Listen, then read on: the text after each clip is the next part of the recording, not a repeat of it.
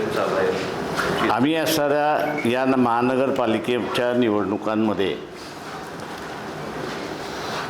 स्थानिक प्रश्नाला जसं महत्त्व देतो आहोत,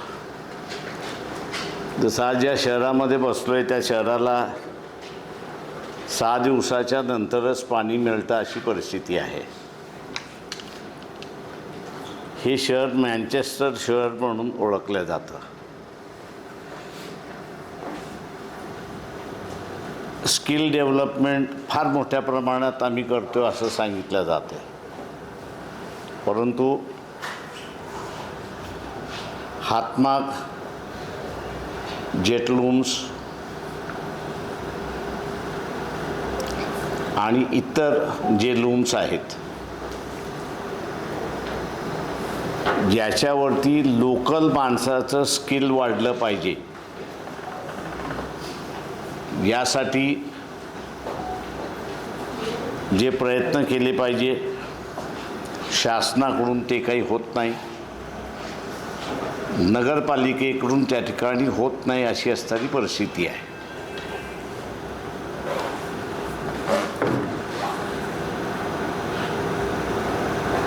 नगरपालिका ही एजन्सी म्हणून काम करू शकते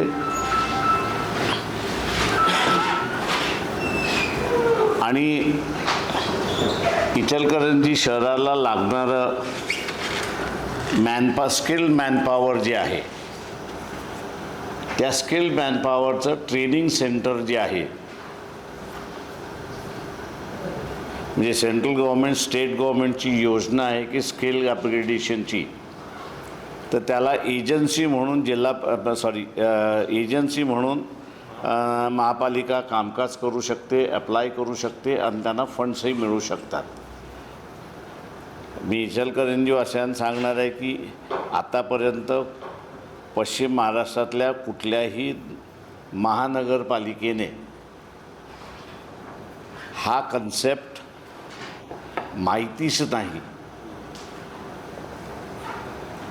की सेंट्रल गव्हर्नमेंट स्टेट गव्हर्नमेंटच्या स्कीमला जसं NGOज काम करतात त्याच पद्धतीने महानगरपालिकासुद्धा एक एजन्सी म्हणून त्या ठिकाणी काम करू शकते.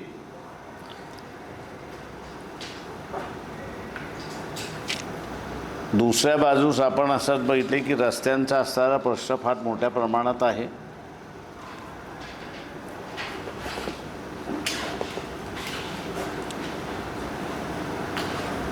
इतर स्थानिक प्रश्न, क्लस्टर स्कीम्ससुद्धा ज्या टेक्स्टाईल सेक्टरमध्ये लेबर आहे, टेक्स्टाईल सेक्टरमधला जो लेबर आहे त्याच्यासाठी क्लस्टर स्कीम्स आहेत सेंट्रल गव्हर्नमेंटच्या, त्यालाही असणारं महानगरपालिका एजन्सी म्हणून वर्कआउट करू शकते.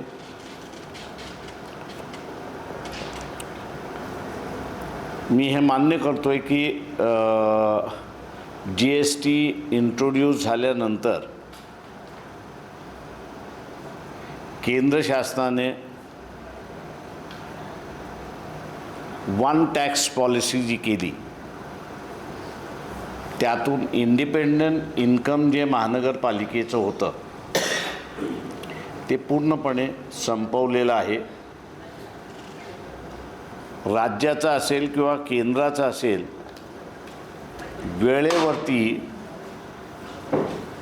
वेळेवरती निधी येत नाही हा सगळ्यात मोठा आहे. आणि दुसरं असं आहे की बजेट जे काय तयार केलं जातं ते इंटरनल रिसोर्सेस याच्यावरती आहे, पण शासनाने जर महानगरपालिकेला प्रत्येक म्हणजे मी इचलकरंजी महानगरपालिका आणि इतर महानगरपालिकेला इंडिकेशन दिला की किती आम्ही असणारा निधी तुमच्याशी शेअर करू शकतो GST मधला, तर मला वाटतं महानगरपालिकांना प्लॅनिंग करायला आणि एक्झिक्युशन करायला दोन्हीही चांगल्या होतील अशी असणारी गोष्ट आहे. मग ह्या काही महत्त्वाच्या बाबी ज्या आहेत ते ह्या महानगरपालिकेच्या माध्यमातून आम्ही इंट्रोड्यूस करण्याच्या मार्गावरती आहेत अशी असणारी परिस्थिती आहे. मी असं दुर्दैव असं म्हणेन की भारताच्या राजकारणामध्ये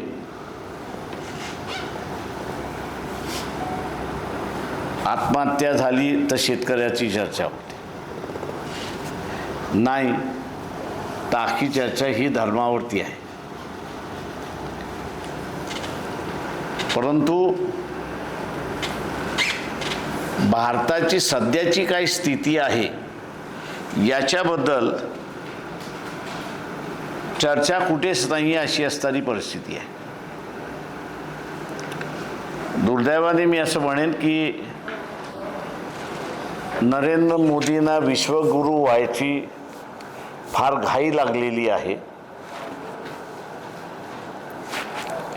आणि दुसऱ्या बाजूला अगोदरचे असणारे विश्वगुरू जे आहेत, एका बाजूला ट्रम्प, दुसऱ्या बाजूला लिपिंग चायनाचा, तिसऱ्या बाजूला असणारा पुटिन, त्याच्यानंतर असणारं इंग्लंड, ह्या सगळ्यांना मोदीचं वागणं जे आहे हे खटकतंय आणि कुठेतरी इगो क्लॅश निर्माण झालंय अशी असणारी परिस्थिती आहे. या इगोतून सिंदूरमध्ये आपण बघितलं की ज्यांच्याकडून आपण राफेल विकत घेतली आहे अशी असणारा फ्रान्स हा सुद्धा उभा राहिला नाही आपल्याबरोबर. म्हणजे मोदी जगभर फिरतात आहेत, पण मोदी जगभर फिरल्यानंतर एकही सॉलिड मित्र ज्याला आपण म्हणू असा काही ते निर्माण करू शकलेले नाहीत. उलट सिंदूरच्या नंतर पुन्हा युद्ध होईल आता असणारा आर्मी चीफ हे सांगतायत. हे युद्ध जे आहे ते आम्ही असं मानतो की इगो जिरवणारं युद्ध आहे आणि हे युद्ध फ्रान्स असेल, अमेरिका असेल, इराण असेल, इराक असेल, सौदी असेल, चायना असेल, हे सगळेजण पाकिस्तानला शस्त्र पुरवतात आहेत आणि पाकिस्तानमार्फत असणारं युद्ध करण्याची भाषा त्या ठिकाणी चाललेली आहे. आणि म्हणून माझं म्हणणं असं आहे की मतदाराने ठरवायचं आहे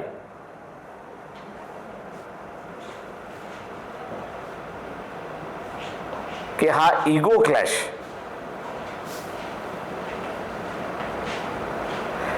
हे युद्धाचं कारण होऊ द्यायचं का. तसं आपण असताना अमेरिकेशी आपलं असणारं भांडण नाही किंवा जे विरोधात गेले त्यांच्याशी असणारा डायरेक्ट आपला कुठलाही कॉन्फ्लिक्ट नाही. पण तो जो कॉन्फ्लिक्ट आहे तो कॉन्फ्लिक्ट हा इगोच्या संदर्भातला आहे आणि आता हा इगो आम्ही जिरवणार अशीच भाषा या सगळ्या देशांकडून वापरल्या जाते. आता हा इगो जिरवायचा असेल तर त्याला दोन मार्ग आहेत. एक मी जसा म्हटलं की युद्धाचा मार्ग, नाहीतर दुसरा मार्ग की मोदीने आता असणारा सुब्रमण्यम स्वामी यांच्या सगळ्या ट्विट डिलीट करायला सांगितलेल्या आहेत आणि त्यांनी डिलीट केल्यात. त्यांच्या दोन ट्विट महत्त्वाच्या होत्या आणि त्या म्हणजे अमेरिकेमध्ये पंतप्रधान नरेंद्र मोदी यांच्यावरती वॉरंट निघालेला आहे, केस त्यांच्यावरती चाललेली आहे त्याच्यामुळे दुसरा मार्ग वेनेझुएलाच्या राष्ट्राध्यक्षाला जसं अमेरिका पळून घेऊन गेली तशा रीतीने नरेंद्र मोदीला आणि अमित शहाला दोघांनाही पळून घेऊन का दोघंही तिथले आरोपी आहेत. तेव्हा हे दोन मार्ग आहेत. मला जे दिसते ते पहिला मार्ग वापरला जाईल. त्याचं कारण असं आहे की मनमोहन सिंग यांनी असणारं या देशामध्ये मिडल क्लास किती आहे, म्हणजे परचेसेबल क्लास किती आहे, त्यांच्या कालावधीमध्ये त्यांनी असणारा 25 कोटी हा सांगितला होता. मनमोहन सिंगाचा काळ जाऊन आता असणारं 20 वर्ष झालेली आहेत आणि ह्या 20 वर्षाच्या कालावधीमध्ये ही संख्या निश्चितपणे 10 कोटीने वाढलेली आहे. त्याच्यामुळे परचेसेबल क्लास जो आहे तो परचेसेबल क्लास आत्ताच्या ह्याच्यामध्ये 30-35 कोटीच्या आसपास आहे. जगामध्ये आपण बघत असाल की मंदीची छाया पसरत चाललेली आहे. याचं कारण की तिथं विकत घेणारा वर्ग नाही, फक्त प्रोडक्शन करणारा असणारा यंत्रणा आहेत आणि म्हणून त्यांची इकॉनॉमी ढासळते अशी असणारी परिस्थिती आहे. भारतामध्ये मी जसं म्हणालो की 35 कोटी परचेसेबल क्लास आहे. तो हातात मिळवायचा असेल तर मोदीला पळवून उपयोगात नाही. तर मोदीच्या निमित्ताने त्याचा इगो तोडून, जसं चंद्रशेखरच्या कालावधीमध्ये म्हणजे राजीव गांधीचा काळखंड संपल्यानंतर चंद्रशेखरांचा काळखंड आला. त्या चंद्रशेखरांच्या काळखंडामध्ये आपल्याला एक्सटर्नल बॅलन्स ऑफ पेमेंटवरती डिफॉल्ट झालो होतो आणि वर्ल्ड बँकेकडून आपल्याला असणारं लोन घ्यावं लागलं आणि त्याच्याचबरोबर अनेक कंडिशन्स आल्या. तेव्हा मला असं दिसते की भारताबरोबर युद्ध करून कंडिशन लावून भारताचं मार्केट हे ओपन करण्याची शक्यता अधिक आहे असं मी त्या ठिकाणी मानतोय. तेव्हा मतदाराला आम्ही असणारं आव्हान करतोय की मतदार हा या देशाचा मालक आहे.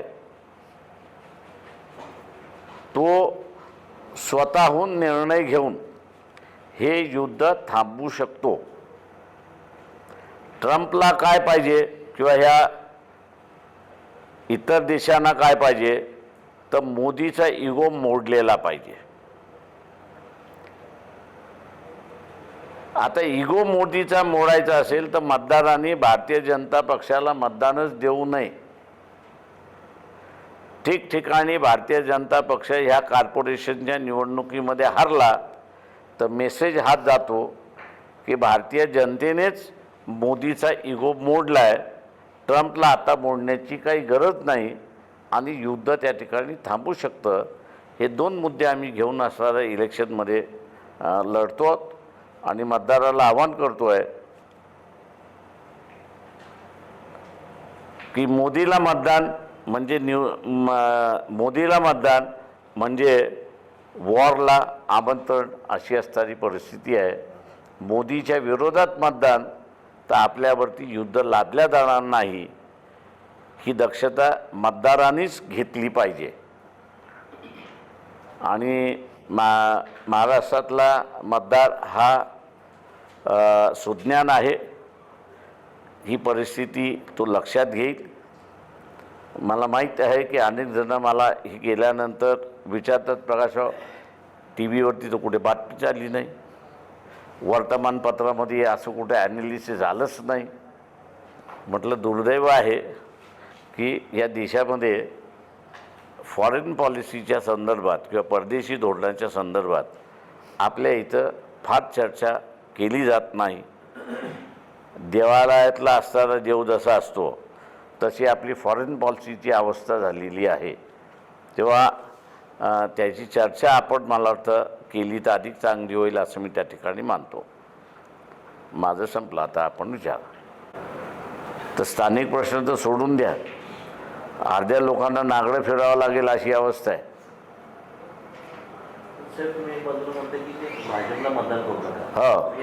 विरोधी सक्षम आहे असं तुम्हाला वाटतं का देशात? माझं म्हणणं असं आहे की विरोधी सक्षम आहे की नाही हा सोडून द्या. विरोधी आहे की नाही त्याला मतदान द्या. मोदी थोडी सक्षम आहे. मोदी सक्षम असता तर एक मित्र त्यांनी एक आंतरराष्ट्रीय मित्र त्यांनी जवळ केला असता. कसला सक्षम आहे? EVM मार्फत असताना जिंकत आहे. मग तुम्ही मुंबईत काँग्रेसमध्ये जवळ निर्माण केली आहे, त्यामुळे मग तुम्ही आता मोदींच्या असं माझ्यासारखा अगोदर टीका करणारा मोदींवरती एकही नेता नाही आहे भारतामध्ये. त्याला आज नाही, त्याला 2014 पासून आम्ही आढावा घेतोय. ज्यावेळेस आपल्यासारख्या लोकांनी गॅसवरची सबसिडी सोडली त्यावेळेस भारताच्या तिजोरीमध्ये जमले किती? 35,000 कोटी जमले सबसिडी सोडल्यानंतर. आज सगळं संपलं आणि तुमचा डॉलर कितीला गेला तर 90 क्रॉस केलेला आहे.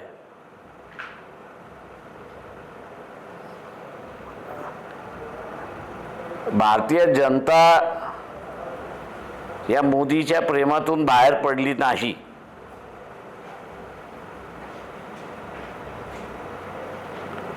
तर भारतानेच घाण ठेवलेलं सोनं याच्यातले 10% बाजारामध्ये विकल्या जाईल.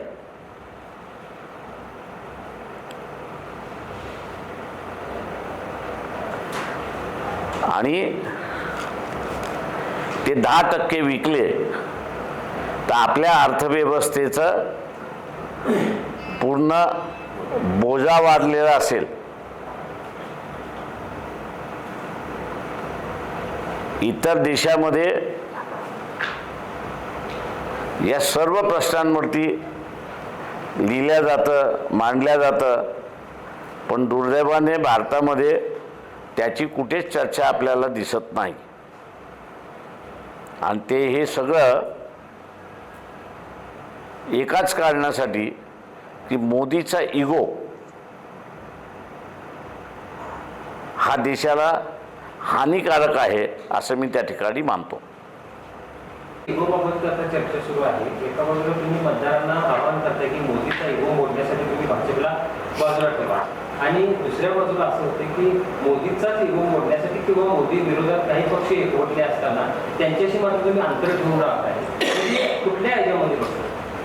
अंतर्गत ठेवून राहतोय म्हणजे अंतर ठेवून राहतो याचा अर्थ असा असे तुम्हाला असं वाटतं का अजित पवार आणि एकनाथ शिंदे बाहेर पडले? त्यांना बाहेर ठेवण्यात आलेलं आहे. तो RSSचा प्लॅन आहे की जिथे मुस्लिम मतं मिळत नाही तिथली मुस्लिम मतं खायची असेल ते यादा प्यादासारखं वापरा. मी राजा आहे, प्यादाबरोबर नाही बसत मी कधी. मला काय म्हणायचं, मुंबईत युती केला पण राज्यात काय झालं? राज्यात इथे काय होत नाही किंवा इथे स्थानिक असे जिथे पाटीलकीशाहीचं डेमोक्रेटायझेशन झालं, माझ्या भाषेत बोलायचं झालं तर पाटीलकीच्या लिडरशिपचं जिथं डेमोक्रेटायझेशन झालं तिथे आम्ही समजोत्यात आहोत. जिथं पाटीलकीचं डेमोक्रेटायझेशनच झालं नाही तिथे आम्ही समजोत्यात नाही. स्थानिक स्वराज्य संस्थांच्या निवडणूक आहे त्या संदर्भात आपण जर चर्चा करायला गेलो तर कसं होतं की आज आपल्या वंचित बहुजन आघाडीच्या वतीने 10 ते 11 उमेदवारांनी अर्ज भरले आपल्या इथं स्थानिक मात्र तुमचे एबी फॉर्म दिलेल्या काही उमेदवारांनी अर्ज मागे घेतले हो. ते आतापर्यंत आम्हाला काही समजलं म्हणजे आम्ही संपर्क साधण्याचा प्रयत्न केला पदाधिकाऱ्यांनी, त्याचं उत्तर आम्हाला अजून पण नाही आलं की एक फॉर्म दिलेला उमेदवार का म्हणून? मला एक सांगा नाही, नाही, म्हणजे की एक सांगतो की किती उमेदवार बिनविरोध निवडून आले. आपला नाही. नाही नाही नाही नाही महाराष्ट्रभर. याच्या अगोदर हे घडलं होतं का? नाही. मी जो पाटीलकीशाही हा जो शब्द वापरला, मी असं म्हणेन यशवंतराव चव्हाण, वसंतदादा पाटील, शंकरराव चव्हाण आणि इतर ही जी सगळी मंडळी होती, ही बेनवलंट लिडरशिप होती. सर्वांना बरोबर घेऊन जाणारी लिडरशिप होती.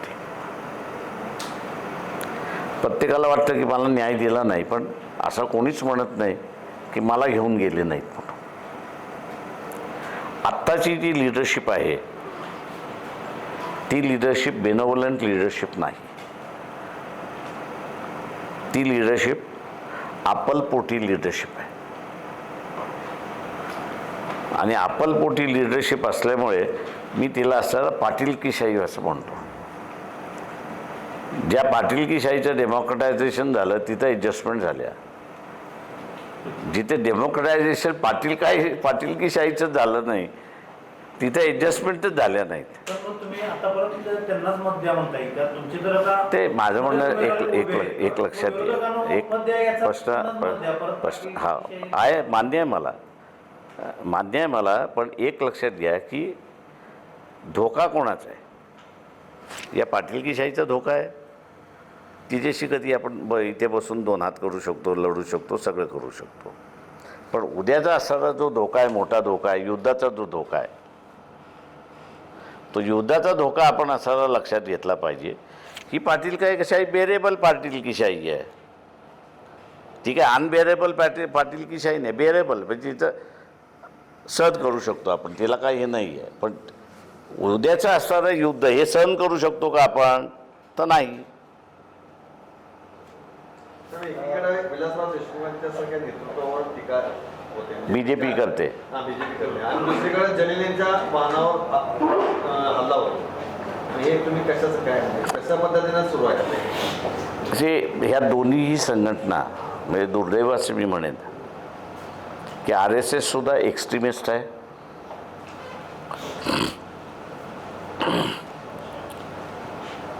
MIMला आम्ही असं रिफॉर्मिस्ट करण्याचा प्रयत्न केला. काही प्रमाणात ते रिफॉर्मिस्ट झाले, त्यांची भाषणंही बदलली, भाषाही बदलली, आणि ती काही वर्ष कंटिन्यूही झाली. मी नाही असं म्हणत नाही.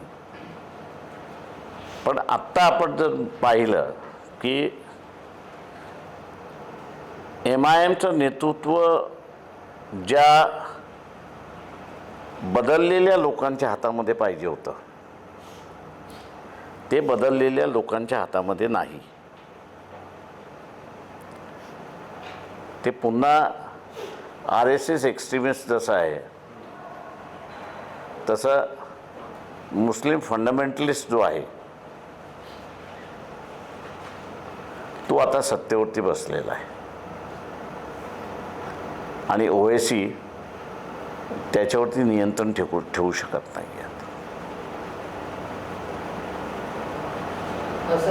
आणि म्हणून माझं म्हणणं असं आहे की जो कार्यकर्ता औरंगाबादला आपल्याला घडलं त्याच्यामध्ये तो उद्रेक आहे असं मी त्या ठिकाणी कार्यकर्त्यांचा उद्रेक आहे अशा रीतीने व्यक्त होऊ नये तिथे. म्हणजे गाडी फोडेपर्यंत मारेपर्यंत असं जो आहे त्याचा निषेधच आम्ही करतो. कार्यकर्त्यांनी ते करू नये, पण तो हा उद्रेक असं मी त्या ठिकाणी मानतो.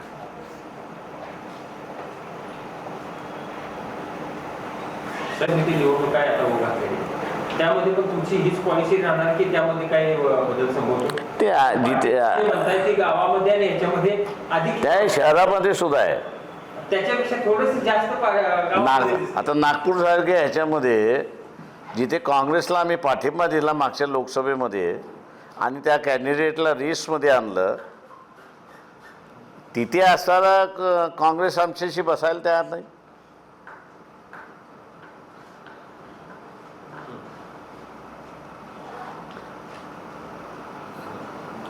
त्याच्यामुळे असताना जिथे रिफॉर्मिस्ट झाली तिथे असताना बसले, जिथे रिफॉर्मिस्ट झाली नाही तिथे अजून नाडेल टट्टू आहे.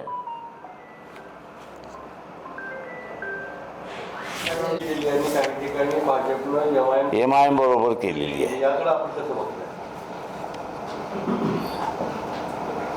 मी असं मानतो की RSSचा जो कार्यकर्ता आहे, BJPचा असणारा जो कार्यकर्ता आहे, हा वैचारिक दृष्टिकोनातून अत्यंत परिपक्व आहे. त्याच्या समोरचा जो गोल आहे तो निश्चित आहे आणि एक गोल त्यांच्या समोरचा जो आहे तो म्हणजे इथल्या राजकीय पक्षांना कमकुवत करणं पूर्णपणे. तेव्हा अमरनाथची युती ही कॅल्क्युलेटिव्ह युती आहे, मी असं म्हणतो. RSS BJPचा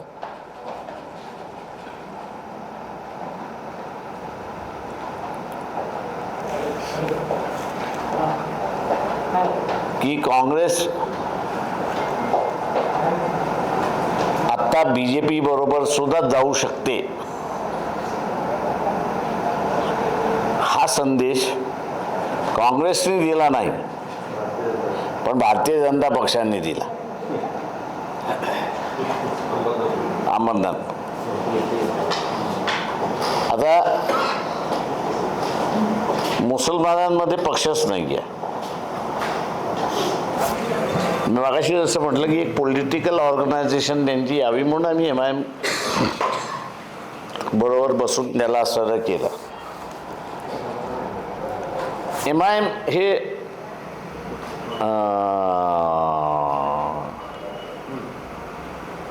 काही राज्यांमध्ये त्यांना फार चांगली मतं मिळायला लागली. जिंकले कमी जिंकले असतील पण त्यांना मतं मिळायला लागली.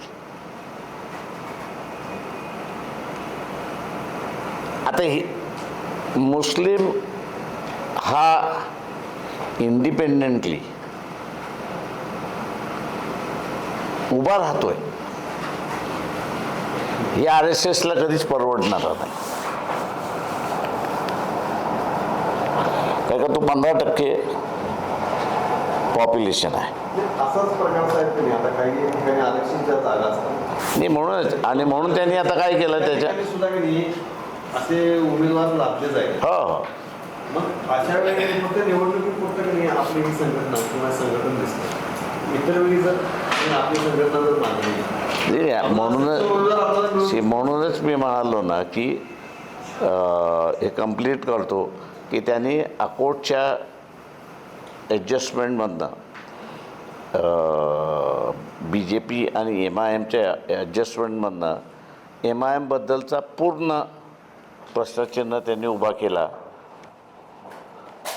आणि उभरता असणारं जे काही संघटना असं होतं त्याला त्यांनी क्रश करून टाकला अशी परिस्थिती आहे.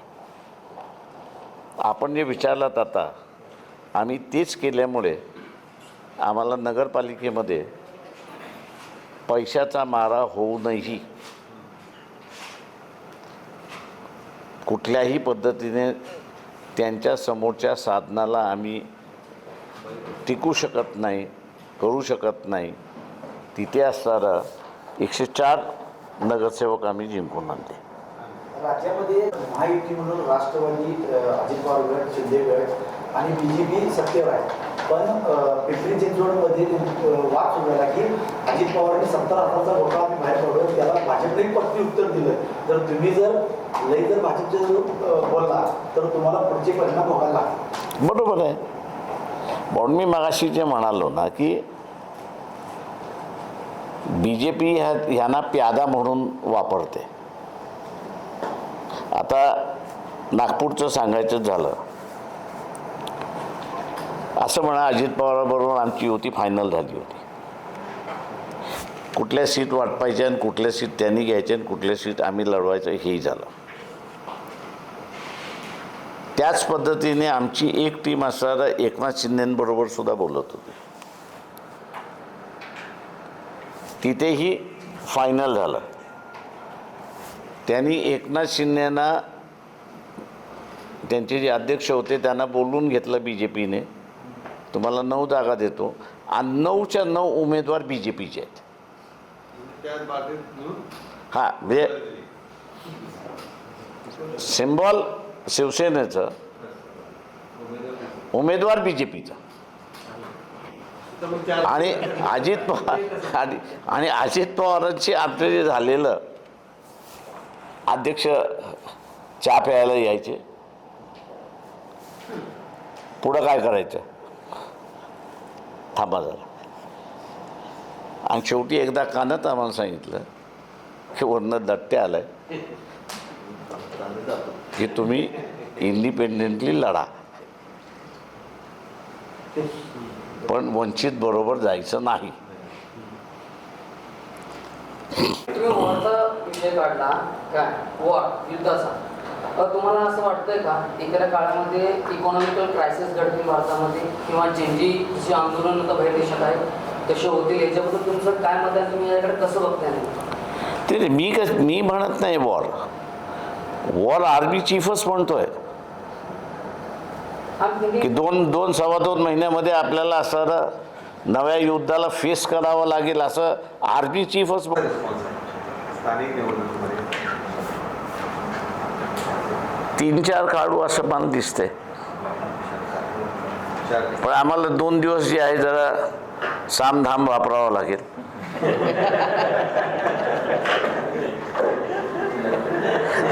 नो एंट्री बोर्ड लावावे लागेल.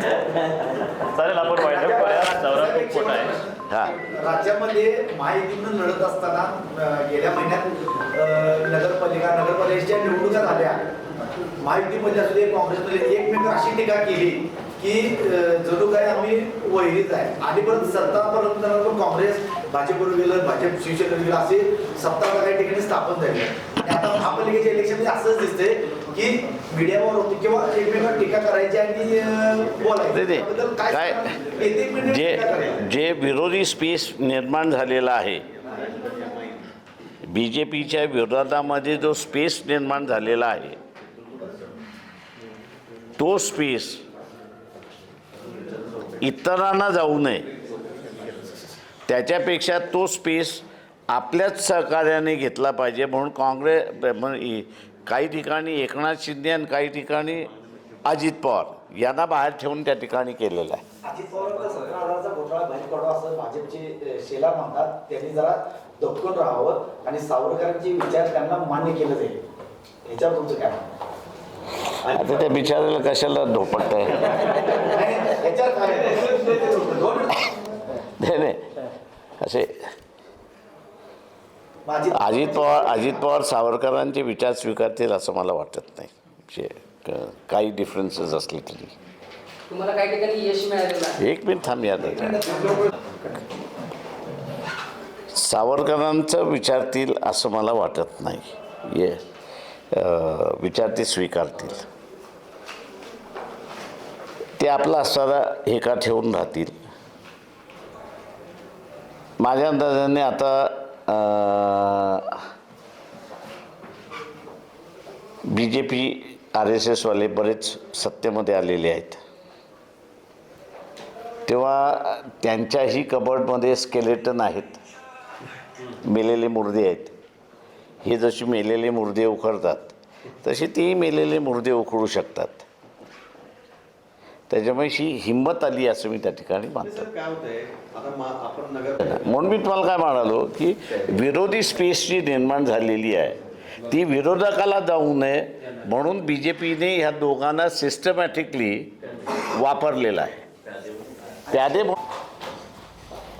मी अगोदरही म्हणालो ते कधी वेगळे नाहीच आहेत.